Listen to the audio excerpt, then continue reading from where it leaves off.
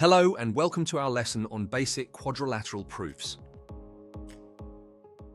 In this lesson, we'll build on our current understanding of geometry and explore a logical proof to demonstrate that the sum of the interior angles of a quadrilateral equals 360 degrees.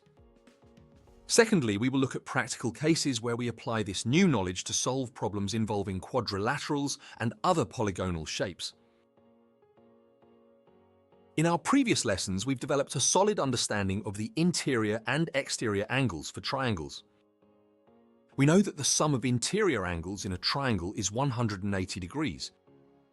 We also know that adjacent angles on a straight line total 180 degrees.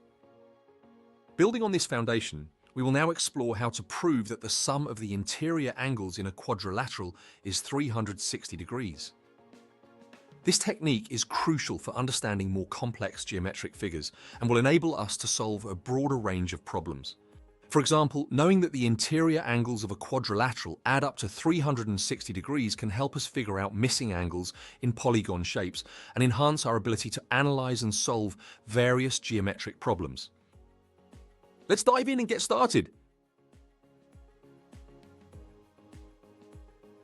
We know that the sum of the interior angles of a triangle is 180 degrees. This foundational knowledge is crucial for our proof.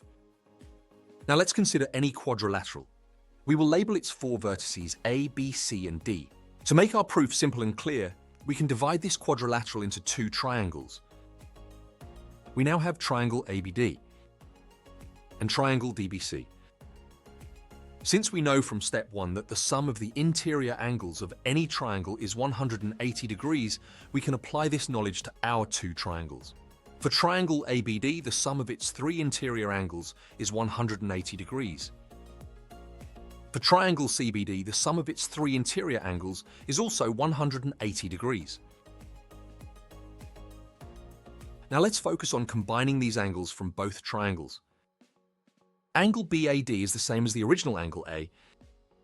Similarly, angle BCD is the same as the original angle C. Angle ABD and CBD together form the original angle B. Angle ADB and CDB together form the original angle D.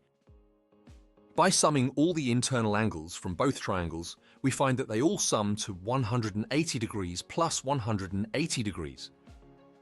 Simplifying the above and writing it in terms of the original angles, we see that the four angles of the quadrilateral sum to 360 degrees. From this logical breakdown, we've shown that the sum of the interior angles of any quadrilateral must be 360 degrees.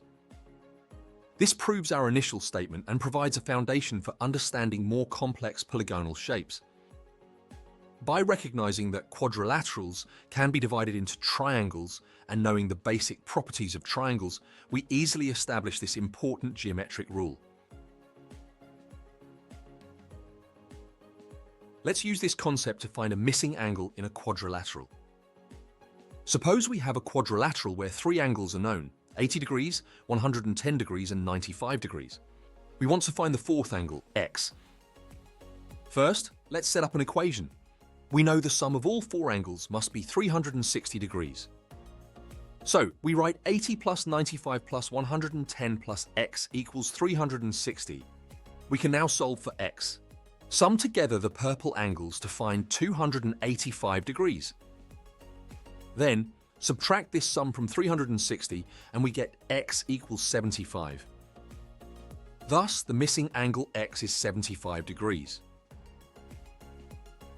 In today's lesson, we delved into the proof that the sum of the interior angles of a quadrilateral is always 360 degrees. We divided a quadrilateral into two triangles by drawing a diagonal line. By examining the two resulting triangles, we noted that the sum of their interior angles must total 360 degrees, as each triangle contributes 180 degrees.